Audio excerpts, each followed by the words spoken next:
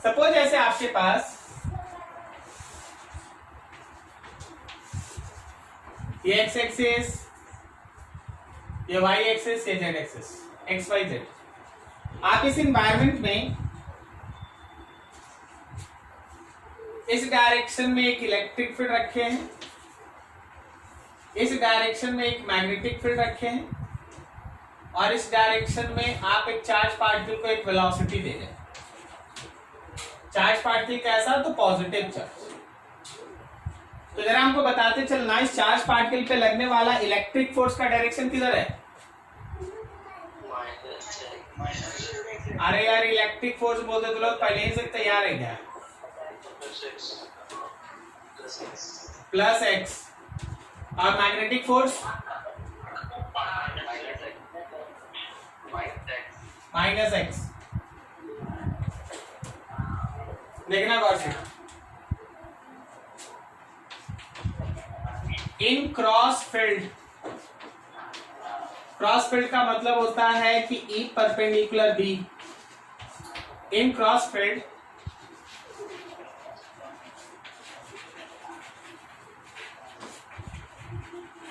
if any charge particle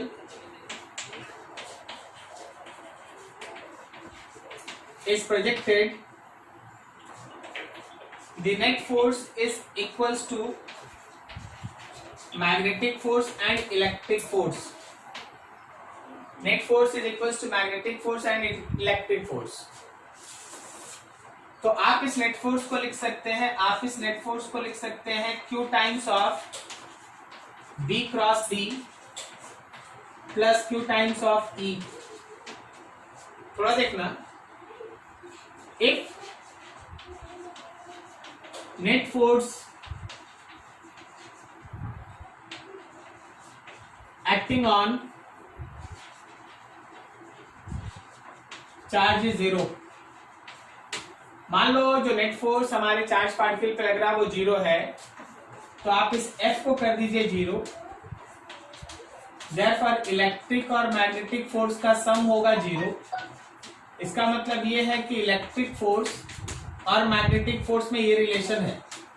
अच्छा, ये relation का लॉजिकल मीनिंग बताओ। ठीक है, मैथमेटिकली आ गया, electric force is equals to minus Fm magnetic force, but what is logic behind this? इसके पीछे का लॉजिक क्या है? दोनों का मैग्नीट्यूड सेम है, डायरेक्शन अपोजिट, करेक्ट ना? ठीक है ना? तो क्या हम लोग आगे ऐसे लिख सकते हैं, इलेक्ट्रिक फोर्स का magnitude is equals to magnitude of magnetic force. तो इलेक्ट्रिक फोर्स का मैग्नीट्यूड हो गया भाई QE, और यहाँ मैग्नेटिक फोर्स हो गया Q times of BB sine theta. सही जा रहे हैं? दोनों तरफ Q कैंसिल।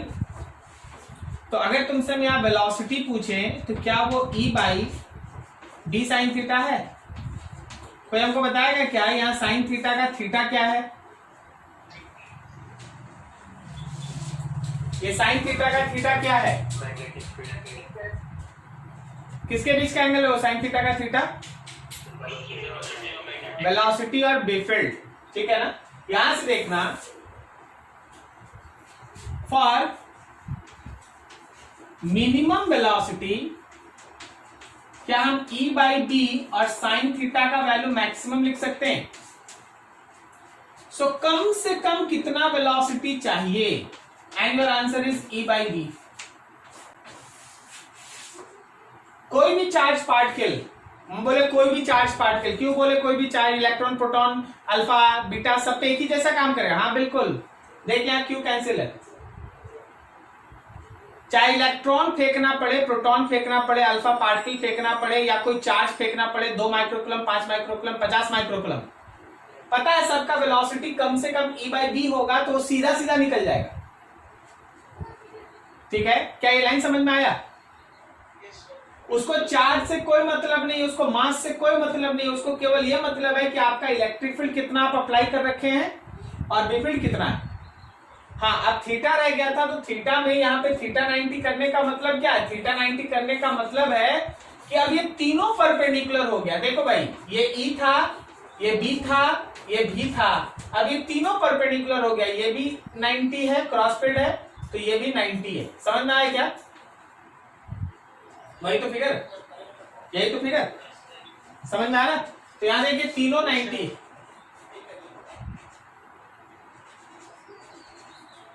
कम से कम अगर आप चार्ज को इस वेलोसिटी से फेंकिएगा, this is minimum velocity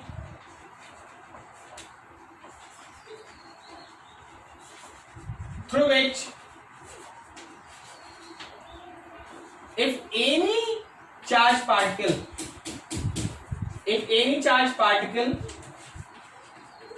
is projected perpendicular to B field, then it does not experience force, उस पे लगने वाला नेट फोर्स का वैल्यू 0 हो जाए, ये मिनिमम, ठीक है, नोट करो बढ़िया से इतना।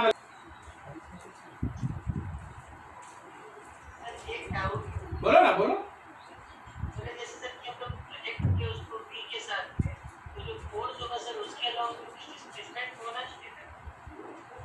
किसके अलॉन्ग में डिस्प्लेसमेंट होना चाहिए? क्या ये खड़ा नहीं है हमेशा उसको बैलेंस करने के लिए? सर ऐसे नहीं, नॉर्मल केस में नहीं, नॉर्मली केस तो बात करते हैं, फिजिक्स तो यही है, प्रैक्टिकल होता है थोड़ी ना, खाली केमिस्ट्री के जैसा बोल देते इसको मिला ही बन जाएगा। यहाँ पे चार्ज रखा, अगर तो केवल तुम रख देगा, छोड़ देगा, क्यों नहीं लगेगा? इलेक्ट्रिक फील्ड उसको इधर ले जाएगा, तो तुम रख नहीं सकता है, तुमको यहाँ लाके उसको फेंकना पड़ेगा, फेंकेगा ऐसा हिट करेगा। जब तुम हिट किया तो उसी इंस्टेंट पे इलेक्ट्रिक फोर्स, और इतना कितना से हिट करेंगे, किस वेलोसिटी से हिट करेंगे, इतना से, तो पता है सीधे निकल जाएगा, सीधा। इलेक्ट्रिक फोर्स इधर खींचते रहेगा, मैग्नेटिक फोर्स इधर खींचते रहेगा, लेकिन सीधे जाएगा। कारण क्या है कि दोनों बैलेंस है। अगर तुम्हारा वेलोसिटी इससे कम हुआ तो इधर चल जाएगा, तो सर जब उधर जाएगा तो वर्क डन भी तो कुछ होना चाहिए। किसका वर्क? किस फोर्स का वर्क? मैग्नेटिक फोर्स का। काय वर्क होगा उसका? उसका फोर्स लगेगा, उसी के डायरेक्शन में डिस्प्लेसमेंट होगा। कहां डिस्प्लेसमेंट होगा यार? उसका मोशन ऐसा बनेगा, ऐसे इधर चल जाएगा क्या कि यहां से निकलेगा तो ऐसा चलेगा? तुम क्या सोच रहा है, इधर चला जाएगा कि यहां से निकलेगा तो कर्व की तरह घूमना स्टार्ट करेगा, कर्व की तरह। अच्छा ठीक सर। आप ऐसा नहीं ना सोचे कि यहां से ये बड़ा है तो इधर चला जाएगा, ऐसा थोड़ी ना होता है। अच्छा मान ले, तुम ही देखना, दिख रहा होगा शायद, देख चल, इधर से ऐसे फेंके इधर गया, ऐसे गया प्रोजेक्टाइल, अरे फोर्स तो नीचे लग रहा था mg, मेरे हाथ से छोड़ने के बाद नीचे क्यों नहीं गिर गया? ये तो ऐसा चला। तो फोर्स इधर लगने का मतलब ये थोड़ी ना कि सीधा इधर चलाएगा, उसका मोशन के कारण घूमेगा ऐसे कर्व में, और जब कर्व में घूमेगा फिर से हमेशा मैग्नेटिक फोर्स उसके वेलोसिटी पे परपेंडिकुलर ही होगा।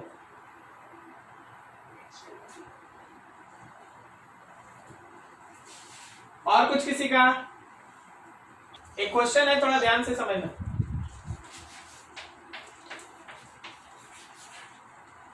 If any reason have A field and B field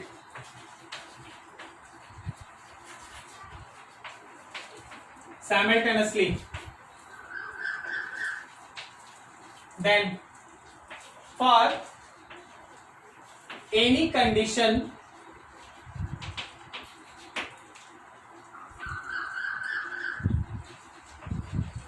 and direction of velocity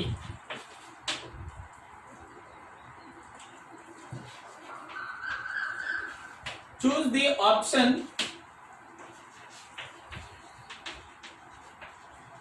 where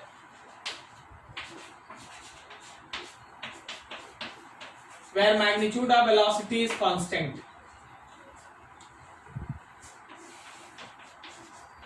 E0 B0, दूसरा E0 B non-zero, तीसरा E non-zero B0, और चौथा E भी non-zero B भी non-zero। चलो बताओ यहाँ कौन सा ऐसा केस है कि स्पीड कांस्टेंट रहेगा? तुम कोई भी डायरेक्शन सोच सकता है वेलोसिटी का, कुछ भी। सेकंड आप चुने ना? Yes sir. तो हमारे सेकंड क्यों चुने? उसमें तो बी नॉन जीरो है। यस सर, अगर जीरो का नीचे कोई भी नंबर है तो ऑटोमेटिकली वो जीरो ही हो जाएगा ना, तो बी ऐसी कांस्टेंट जीरो हो गया। ऑटोमेटिकली समझ रहे हैं? हाँ, ये क्रॉस स्पीड समझ रहे हैं? कोई भी कंडीशन सोच सकता है। अच्छा चलो बोलो, वन किसी का है? 1 3 4 तुम्हारे हिसाब से 1 3 और 4 3 और 4, और उत्कर्ष के हिसाब से 2 और 4, 4 और उदय चौरसिया 2 और 4 सर। अच्छा, नेहा कुमारी नहीं है क्या?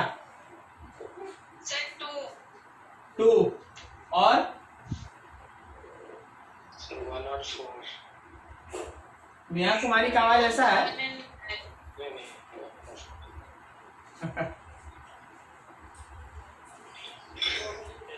दिस इज कॉल्ड मैग्नेटिज्म, यही मैग्नेटिक है। कोई पेन कॉपी का जरूरत नहीं। नहीं ये नहीं हो। देख, इस केस में तो कुछ कहना ही नहीं है, 4-0 हो गया। इस केस में सर क्या है, देख मेरा बी फील्ड ठीक है तो भी क्या हुआ, जो मैग्नेटिक फोर्स है वो तो हमेशा ही वेलोसिटी पे परपेंडिकुलर होता है, तो वेलोसिटी का मैग्नीट्यूड तो कांस्टेंट ही ना होगा, और इलेक्ट्रिक फोर्स है नहीं। क्या बोलते हैं जी उत्कर्ष बाबू, समझे? इसमें देख, इसमें क्या है, अगर इलेक्ट्रिक फोर्स हुआ, अगर इलेक्ट्रिक फोर्स हुआ तो याद रखना एक्सेलरेशन होगा QE/m, और एक्सेलरेशन हुआ तो स्पीड आप कांस्टेंट नहीं कर सकते। क्या समझे?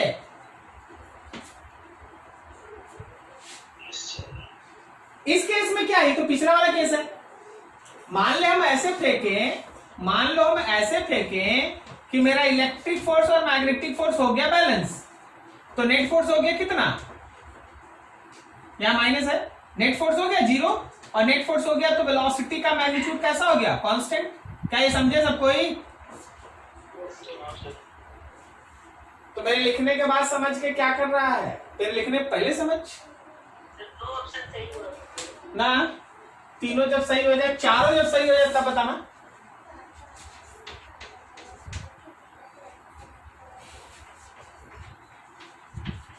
फाइंड कंडीशन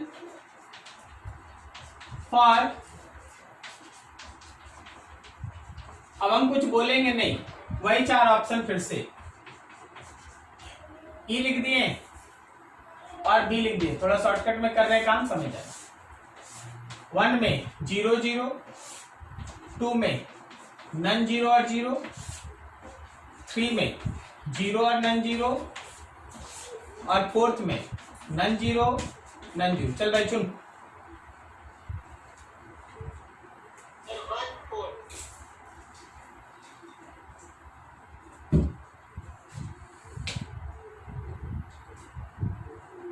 बोलो जी, सब कोई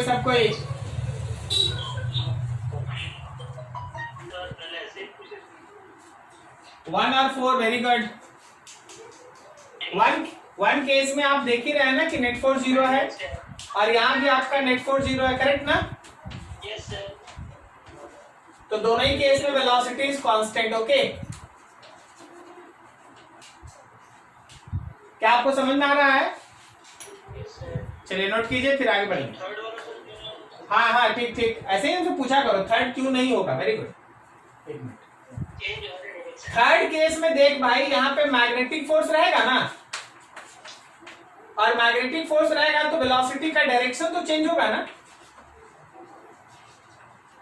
सेकंड ऑप्शन वही था तो सर, ए, क्वेश्चन ये वाला ऑप्शन उल्टा हो गया है। तो यहाँ देख लेना, यहाँ मैग्नीट्यूड कुछ, सेकंड वाला ऑप्शन, अरे रुक, हम भी सेकंड है बात, तो यहाँ मैग्नीट्यूड है ना, और इसको आज तक नहीं पता चला स्पीड और वेलोसिटी में अंतर होता है? नहीं सर, हम देखे नहीं थे सर। तो देख यार, तेरे ही लिए बनाए हैं, तेरे ही लिए बनाए, देख। चलो कहानी आगे बढ़ाते हैं।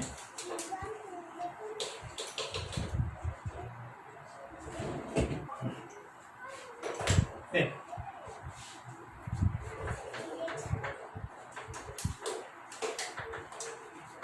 motion of charge particle when velocity is perpendicular on बेफिल्ड।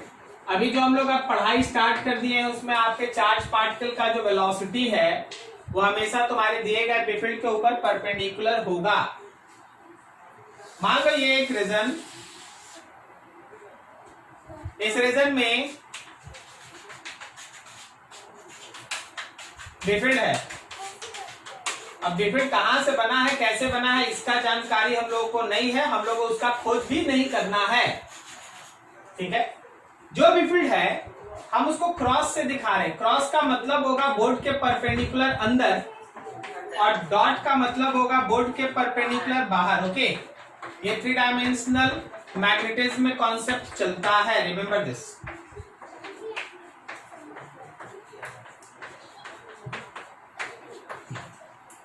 आप लोग सब कोई बहुत अच्छे स्टूडेंट हैं तो ध्यान रखिएगा बात को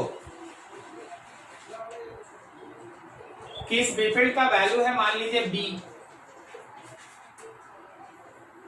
अब क्या करना ना कि इस रीजन में यहां पे एक चार्ज पार्टिकल को रख दो, मान लो प्लस क्यू है, रख दिए।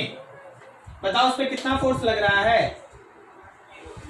Very good, 0। रखे गए चार्ज पे कोई फोर्स नहीं लगता, क्या याद आ गया? तो रखा हुआ चार्ज पे किसी भी तरह का फोर्स नहीं लगता, तो उस पे लगने वाला फोर्स है 0। अब हम आए, हमको एक एक्सपेरिमेंट करना था, हम आए, हम यहाँ खड़े होकर इसको ऐसे थ्रो कर दिए। जैसे ही हम इसको ऐसे मारे, ये एक वेलोसिटी गेन किया, और इसके वेलोसिटी गेन करने के साथ ही तुरंत एक फोर्स आ गया। बेफिल्ड अंदर है, थंब ऊपर है, पाम अंदर आ गया। समझ में आया क्या? मतलब इस डायरेक्शन में एक फोर्स हो गया। क्या बोलता, सही जा रहे हैं? तो हुआ क्या, ये इस फोर्स के इन्फ्लुएंस में ये चार्ज पार्टिकल मेरा ऐसा मोशन स्टार्ट कर दिया, circular.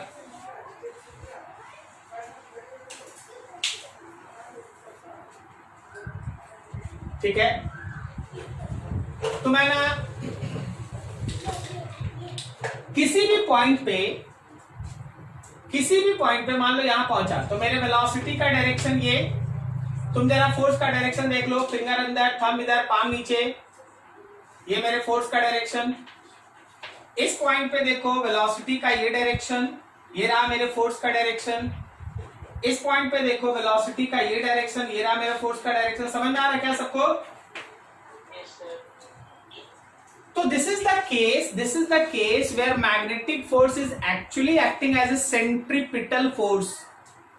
Magnetic force is acting as a centripetal force which provides a required centripetal acceleration and charged particle will start moving in a circular path. क्या तुमको ये समझ में आया? ये वो केस बन जाता है जहां तुम्हारा मैग्नेटिक फोर्स जो चार्ज पार्टिकल पे लग रहा है वो रिक्वायर्ड सेंट्रिपिटल फोर्स की तरह काम करता है, और उस सेंट्रिपिटल फोर्स के इन्फ्लुएंस में तुम्हारा चार्ज पार्टिकल एक यूनिफॉर्म सर्कुलर मोशन स्टार्ट करता। वर्ड है यूनिफॉर्म सर्कुलर मोशन। क्या सर्कुलर मोशन यूनिफॉर्म होता है? हाँ बिल्कुल होता है, in terms of magnitude of speed और sorry in terms of magnitude of velocity. समझ में आया ना? तो याद रखना कि यहां स्पीड नहीं बदलेगा। स्पीड इसलिए नहीं बदलेगा, कारण ये है कि हमेशा तुम्हारा वेलोसिटी देखो परपेंडिकुलर टू दिस फोर्स है। क्या समझ में आ रहा? तो बात तो हो रखा है, बात तो पहले हो रखा है कि ये इसके स्पीड में कोई भी तरह का चेंज नहीं कर सकता। क्या आप समझ पा रहे हैं? ठीक है, so in this case now your topic will start mathematically. अब देखते चलो।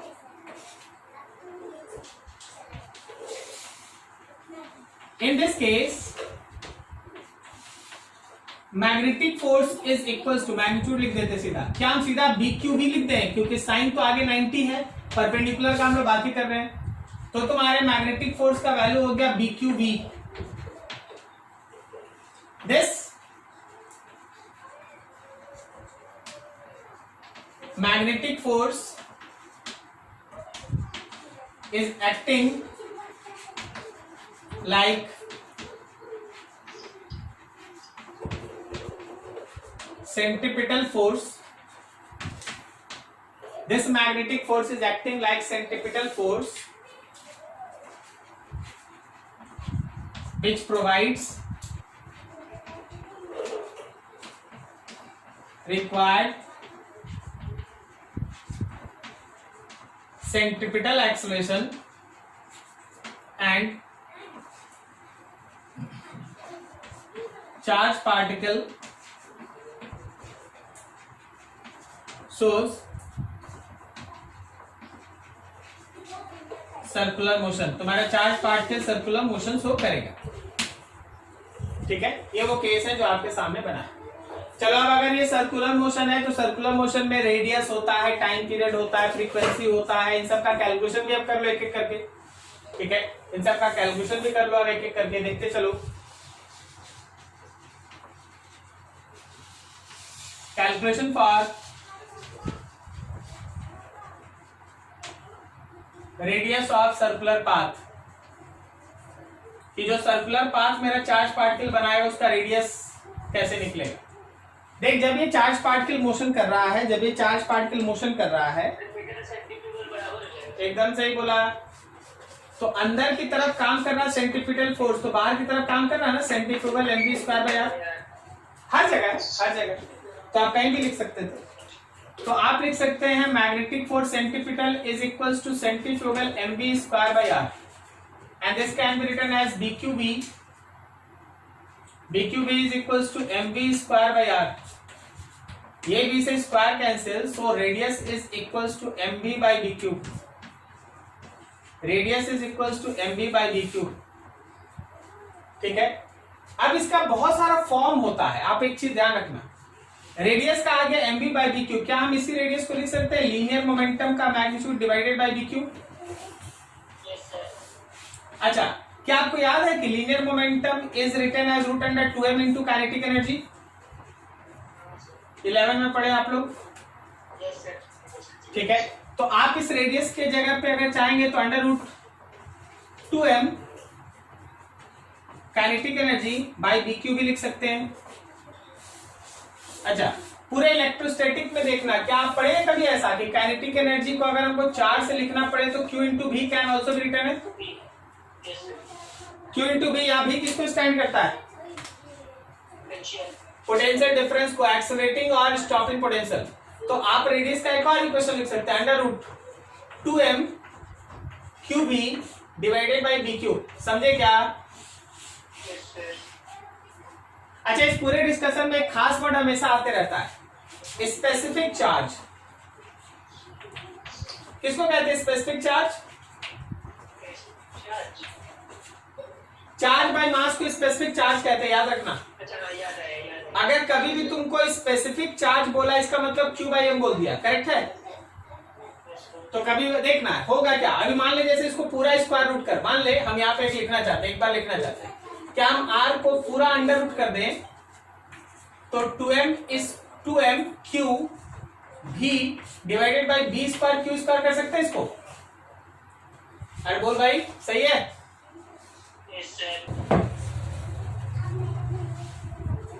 देखना,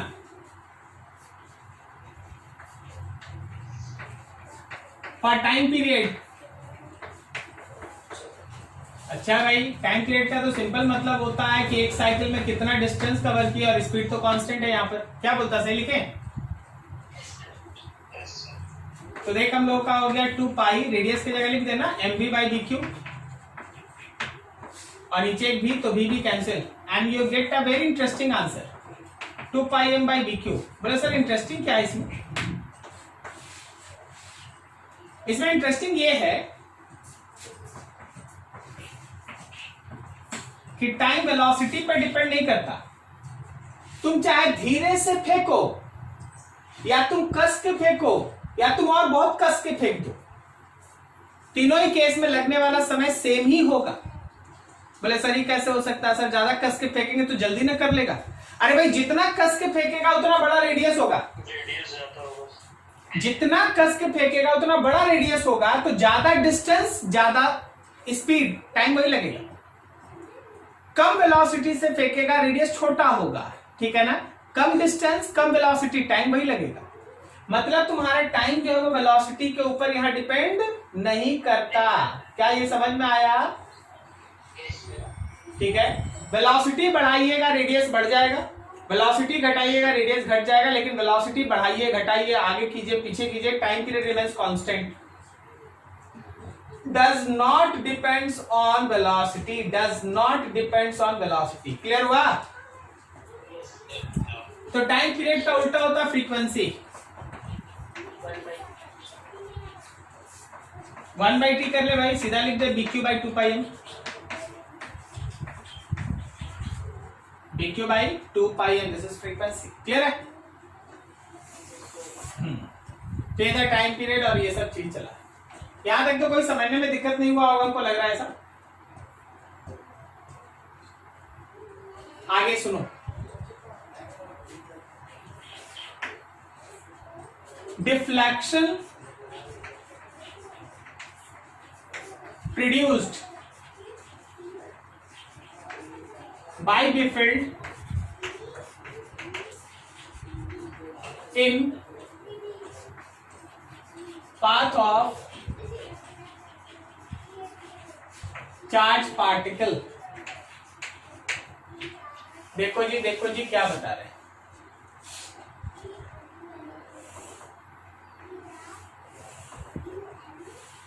आप ऐसा मानिए ना कि इस तरह का एक मैग्नेटिक फील्ड का एक रीजन है, इतना ही चौड़ा है, इतना ही चौड़ा है मैग्नेटिक फील्ड का रीजन, और ये मैग्नेटिक फील्ड B, इसका एक थिकनेस है T। अब आप क्या करें, बाहर से एक चार्ज पार्टिकल को, चार्ज है Q, उसको V स्पीड से इसके अंदर फेंकिए, तो जिस पॉइंट पे वो उस रीजन के अंदर इंटर करा, क्या उसी पॉइंट पे उस पर मैग्नेटिक फोर्स काम किया? जैसे ही यहां ये देख, इसके बाहर तो मैग्नेटिक फील्ड है ही नहीं, तो वेलोसिटी है तो थोड़ी ना फोर्स काम करेगा। जैसे ही यहां से ये अंदर गया तो ये ऐसे सीधे जाने वाला था, लेकिन जैसे ही यहां पहुंचा ना, उस पर एक अचानक से मैग्नेटिक फोर्स आया। देख, बिफील्ड अंदर, थंब उधर, पाम ऊपर है। पाम ऊपर का मतलब फोर्स ऊपर। क्या ये फोर्स को यहां बना सकते हैं? नहीं, यहां बिफील्ड नहीं, तो पाम ऊपर फोर्स ऊपर, तो जिधर फोर्स होगा ना, जिधर तुम्हारा मैग्नेटिक फोर्स होगा उधर ही कहीं बन जाएगा सेंटर। अरे तो नाम ही इसका सेंट्रीपिटल फोर्स। अब तुम क्या कर, इसको ध्यान में रख, इतना बड़ा रेडियस ले और इसको घुमा दे ऐसे, इसको घुमा दिया ऐसे, जहां भी फील्ड खत्म वहां से टेंजेंशियली बाहर। क्या बोलता है, समझ में आ रहा है? ये जो तुमको यहाँ कर्व दिखाई दे रहा हो, कर्व कैसा है, सर्कुलर है या पैराबोलिक है? अरे पागल हो गया, सर्कुलर पाथ ना फॉलो करता, पैराबोला। अच्छा, हम उसके बारे में बात करेंगे, लेकिन अभी ये क्या है, अभी हम लोग इधर से उधर नहीं जाएंगे, हम लोग घूमेंगे नहीं, हम लोग क्या बात करेंगे कि ये सर्कुलर है। और सर्कुलर क्यों है, इधर पूरा अच्छे से बना हुआ है यार। ठीक है, अब आगे देख, क्या यहाँ पे इंटर करते समय स्पीड भी था, तो बाहर निकलते समय स्पीड भी रहेगा या बढ़ जाएगा या घट जाएगा?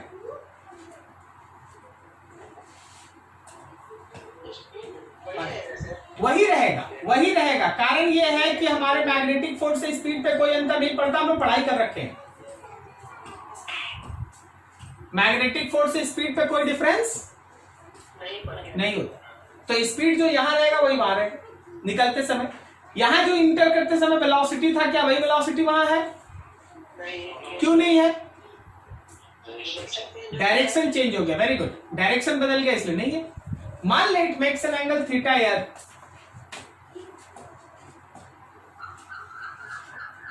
तो ये एंगल थीटा है, ये एंगल थीटा है, तो ये भी थीटा है ना, ये 90 माइनस थीटा, फिर से ये थीटा आया।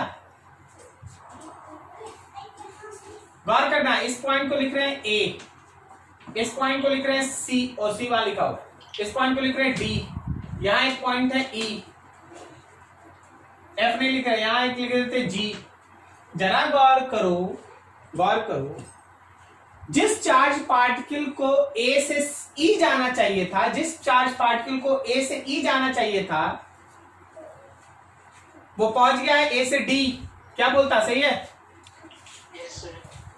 तो उसका एक डिफ्लेक्शन है डीई। क्या सही बोल रहे हैं?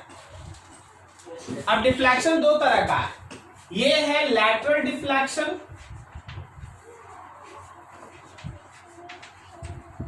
और ये है एंगुलर डिफ्लेक्शन। समझा क्या? थीटा दोनों निकल सकता है। अब आप देखते चलिए आराम से। सी से डी क्या है भाई? सी से डी क्या वो रेडियस है? और सी से ए भी तो रेडियस है ना, तो सी से जी क्या रेडियस का कॉस थीटा है? कोई दिक्कत नहीं, एकदम छोटा छोटा, एकदम छोटा छोटा। देखना नीचे, तो जो मेरा लैटरल डिफ्लेक्शन है, वो मेरा लैटरल डिफ्लेक्शन था डीई, और डीई कुछ और नहीं है, R minus R cos theta है। बोले सर आप तो बोल दिए कुछ नहीं है, रेडियस तो हम लोग जानते हैं कि एमवी बाई बी क्यू से निकाल लेंगे, या कुछ और डाटा रहेगा तो भी निकाल लेंगे, ठीक है। लेकिन सर थीटा कैसे निकालेंगे? थीटा, अरे भाई देखिए, क्या तुम साइन थीटा लिख सकता है perpendicular by hypotenuse? Yes sir, T हो जाएगा। हाँ, where sine theta is T by R, और अगर साइन थीटा आ गया तो कॉस थीटा भी आ जाता है। क्या समझ में आया? मैथमेटिकली बस इतना काम, बाकी सब दिमाग, लॉजिक, इधर उधर, लन फन, sine theta, cos theta and R. कोई दिक्कत किसी को समझने में? अच्छा, अब एक चीज देखो, हम यहाँ वेलोसिटी को ऐसे छोड़ भी नहीं सकते। अगर हम तुमसे बोल रहे कि वेलोसिटी में कितना चेंज हुआ, हम बोल रहे वेलोसिटी का चेंज, तो क्या हम देखे यहाँ जगह नहीं, हम यहाँ हौच पौच नहीं करना चाहते, इसलिए उसको ऊपर कर दिए हैं। ये भी आएगा तो थीटा ही है। क्या ये v cos थीटा और ऊपर की तरफ v sin थीटा हुआ?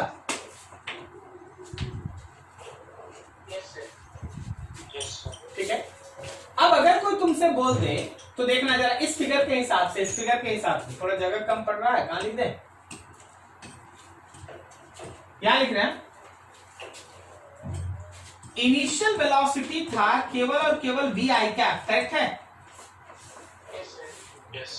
लेकिन फाइनल वेलोसिटी होगा मेरा v cos theta i cap और plus v sin theta j cap. क्या सही जा रहे हैं?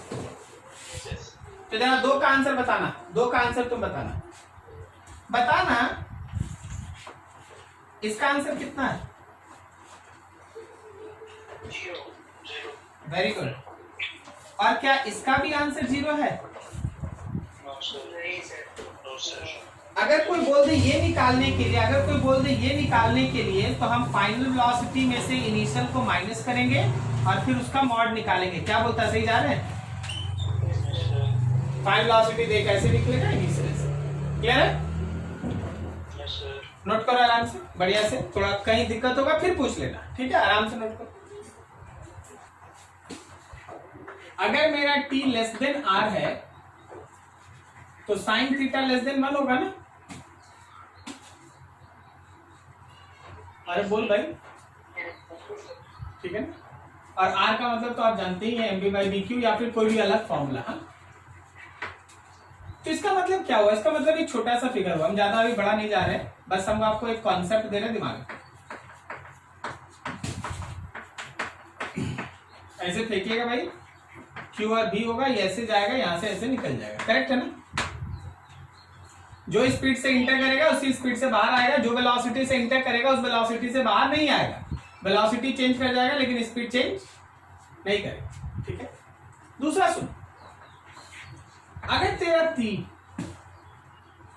स्लाइटली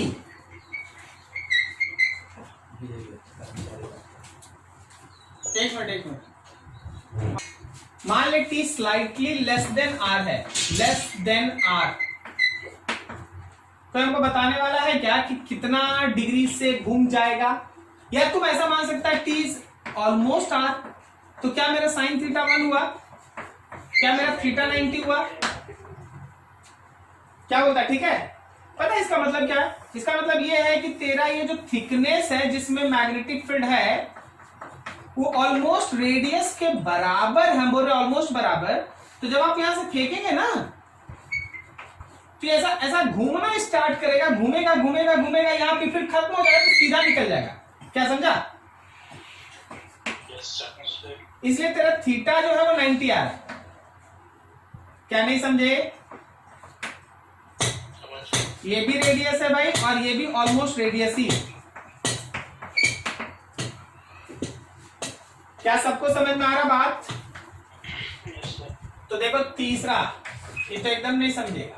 अगर t ग्रेटर देन r है तो साइन थीटा ग्रेटर देन 1 है। अब बता क्या मतलब? अरे पॉसिबल है यार, नेचर में हर चीज होता है। इसका मतलब क्या है? देखो जी, घूम के वापस आ जाएगा। एकदम सही, घूम के वापस आ जाएगा, घूम के वापस आ जाएगा। तुम्हारे घर में कोई एक घड़ी है, मान लो वो बंद है, तुम्हारे घर में एक क्लॉक है, वो मान लो बंद है, वो कौन सा टाइम दिखा रहा है? अरे रुका हुआ है तो कोई ना कोई तो टाइम दिखा रहा होगा ना। यही तो था लॉजिक। कोई बोलता सर कुछ नहीं दिखा रहा, सर रुका हुआ, अरे रुका हुआ तो भी तो कोई ना कोई टाइम दिखा ही रहा। देखा, ये भी बात सही बोला। अब देखो यहाँ, ये सब लॉजिकल क्वेश्चन है। तुम्हारा ये जो पर्टिकुलर थिकनेस है वो रेडियस से बड़ा है, तो देखिए ऐसे घूमना स्टार्ट करेगा, लेकिन इसको मिलेगा कि रेडियस से भी बड़ा है, तो अब कहां जाएगा, कहां जाएगा, कहां जाएगा, कहां जाएगा, वापस आ जाएगा, 180 से घूम के निकल जाएगा। समझा? कितने से घूम के निकल जाएगा? 180। Your theta is actually 180 degree. क्या आपको समझ में आया? लेकिन अच्छी बात यह है कि अभी भी ये खत्म नहीं हुआ है, अगले दिन इसमें आगे बढ़ेंगे। आप इतना टॉपिक को अच्छे से कवर करके रखिएगा और आप एचसीबी में क्वेश्चन नंबर 1 से लेके लगभग 1 से लेके 5-6 तक बना सकते हैं। 1 से लेके 5-6 तक, उसके बाद 30 से लेके आगे है ना 40 तक बना सकते हैं। तो क्या बोले? 1 से लेके 5 या 6 तक, उसके बाद 30 से लेके 40 तक एचसीबी ट्राई कर लेना। बाकी हम डीपीपी ये सब देख लेंगे, फिर हम अगले दिन बता देंगे। करेक्ट? चलो नोट करो इसको।